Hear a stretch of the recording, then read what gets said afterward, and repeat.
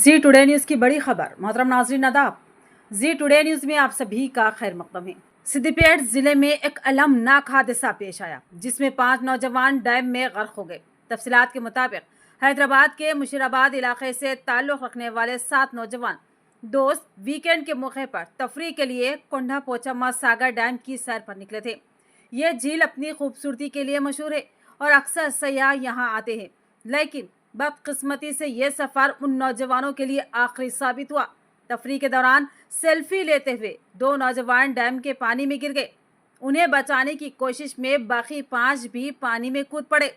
मुकामी लोगों ने हादसा देखते ही फौरी तौर पर उनको बचाने की कोशिश की और इमदादी कार्रवाइयां शुरू की, लेकिन बदकिस्मती से 5 नौजवानों को पानी से जिंदा ना निकाला जा सका और वो पानी में ही गर्क हो गए। बाकी 2 नौजवानों की तलाश जारी है। मरने वालों की शनाख्त धनिश, लोहित, दिनवेश्वर, साहिल और जतीन के तौर पर हुई और इन नौजवानों की अचानक मौत ने उनके घर वालों और दोस्तों में गम की लहर दौड़ गई और ये वाकया दोपहर में पेश आया। पुलिस ने मुकदमा दर्ज करके तहकीकात का आगाज कर दिया, जबकि इस अफसोसनाक वाकये की मजीद तफसीलात मालूम की जा रही है।